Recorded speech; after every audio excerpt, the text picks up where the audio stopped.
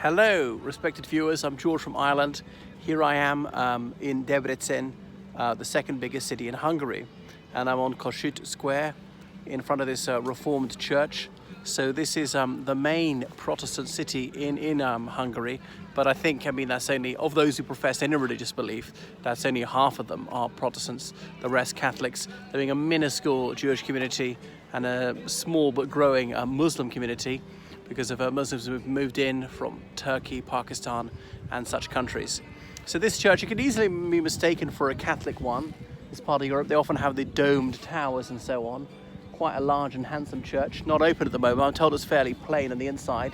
And there you can see the Hungarian tricolour wafting in the breeze. They've got a rhyme saying where there's the red, white and green banner, that is Hungarian land.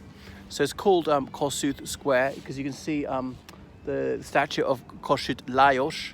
They always say surname, then Christian name in Hungarian, who's that 19th century Hungarian nationalist revolutionary, born in the countryside to a minor landholding family. His father was a lawyer, and then Kossuth Lajos, he was highly educated as well, but he became fluent in German, but he absolutely did not want them to be part of the Austrian Empire. And it was a time of rising nationalist sentiment all across Europe. There was young Poland, there was young Ireland, there was obviously the attempt at German unification, Italian unification, perhaps other places too. Anyway, and some of these nationalist movements eventually succeeded. So he was involved in 1848, the year of revolutions, which broke out in February 1848 in Paris, when the banquet of the mayors took place, which eventually led to Louis Philippe being overthrown. That was the end of the Orleanist dynasty. So Prince Clemens von Metternich, who was the Chancellor of the Austrian Empire, he said that this should not be allowed to stand. He was a legitimist, although if he was really legitimist, he should want the Bourbons back on the throne of France, not the Égalité dynasty.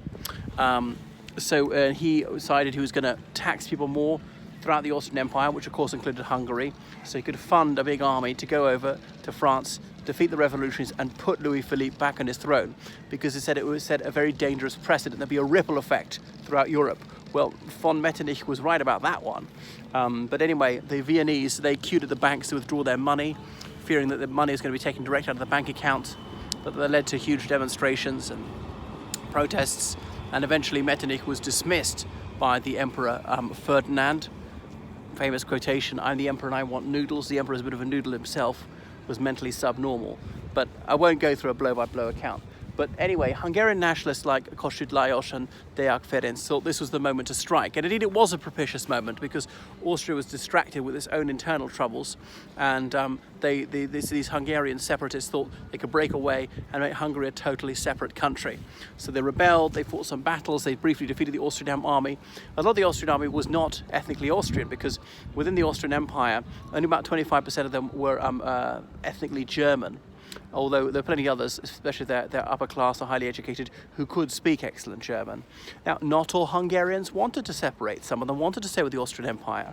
So some of them were loyalists. But within the Austrian Empire, there would have been Croats, Romanians, Poles, Ukrainians, Slovaks, Czechs, Slovenes, Jews, Gypsies, Vlach people, anyone missing out, Serbians, Ruthenians or Russinians, as some people call them, and so forth.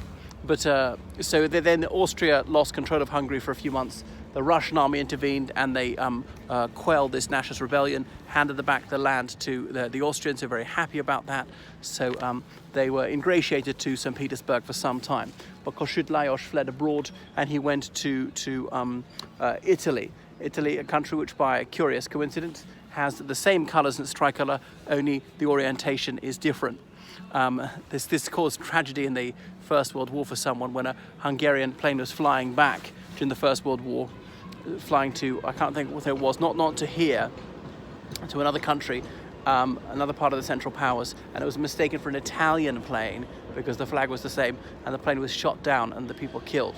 But anyway, back to Kossuth Lajos. So he fled abroad to Italy for a while, and then after Austria's 1866 defeat by Prussia, the 7 Weeks' War, or the Austro-Prussian War, Austria is feeble once again.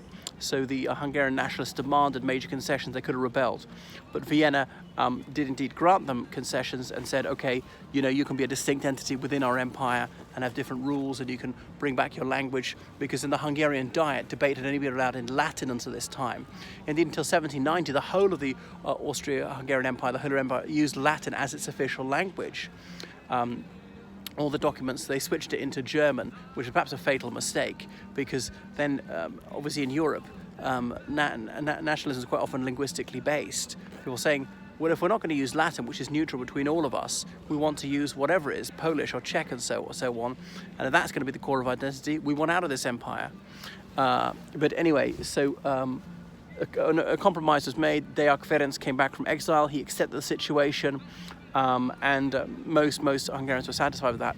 Kossuth Lajos did not, said, I do not want to be tied to Austria.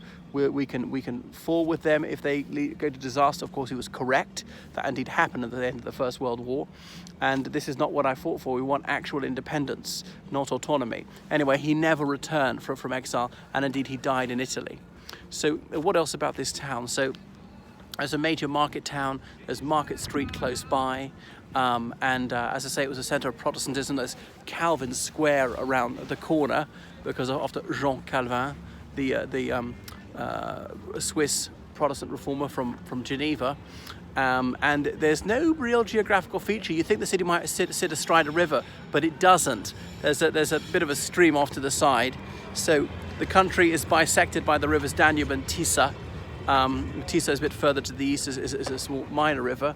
That's why there was that famous Count Tisa around at the turn of the century. He's one of their leading political figures. And it's very flat here. We're near Nagy Alföld, as in the Great Plain of Hungary. Hungary's got cowboys as well, because on these very large farms, they have to be riding around, rounding up the cattle and so on. So it's not just an American thing. Oh yeah, and that's why this hotel over here is Golden Bull Hotel. No, not that medieval charter, but reference to an actual bull, and why from Eger, that southern Hungarian city, which is renowned for its whenology, viniculture.